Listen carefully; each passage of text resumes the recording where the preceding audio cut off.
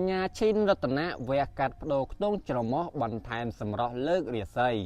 គ្រាន់តែវះកាត់បដូរខ្ទង់ច្រមុះថ្មីភ្លាមកញ្ញាឈិនរតនៈហាក់ដូចជាមានរាសីល្អទទួលបានការងារជាច្រើនជាបន្តបន្ទាប់ក្រោយពិធីបុណ្យភ្ជុំបិណ្ឌតាមរយៈរូបថតដែលទស្សនិកជនបានឃើញនេះកញ្ញាឈិនរតនៈទៅតែវះកាត់បដូរខ្ទង់ច្រមុះថ្មីដើម្បីលើកសម្រស់និងលើករាសីកញ្ញាឈិនរតនៈបានទទួលស្គាល់ថានាងពិតជាពេញចិត្តខ្ទង់ច្រមុះថ្មីរបស់ខ្លួនណាស់ចាប់តាំងពីវះកាត់បដូរខ្ទង់ច្រមុះថ្មីមកបានផ្លាស់ប្ដូរវាសនារបស់នាងជាច្រើនមិនត្រឹមតែធ្វើឲ្យនាងសម្រស់ស្អាតនិងមានមុខមាត់ថ្មីដ៏គួរឲ្យស្រឡាញ់ប៉ុណ្ណោះទេថែមទាំងធ្វើឲ្យនាងទទួលបានការងារជាច្រើនផងដែរមុននឹងសម្រេចវះកាត់ខ្ទង់ច្រមុះថ្មីនេះកញ្ញាឈិនរតនៈកេងគិតរាប់ខែ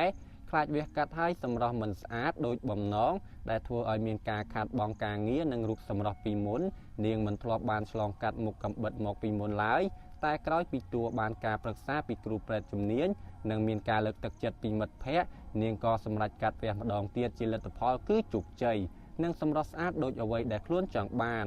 ក្រោយពីវះកាត់បដូរខ្ទង់ច្រមុះកញ្ញាឈិនរតនៈក៏បានផ្លាស់ប្ដូរម៉ូដសក់ថ្មីនិងស្ទាយនៃការតុបតែងខ្លួនថ្មីដើម្បីស្វាគមន៍ការងារថ្មីទាំងនៅខេត្តនិងនៅទីក្រុងកញ្ញាឈិនរតនៈជឿជាក់ថា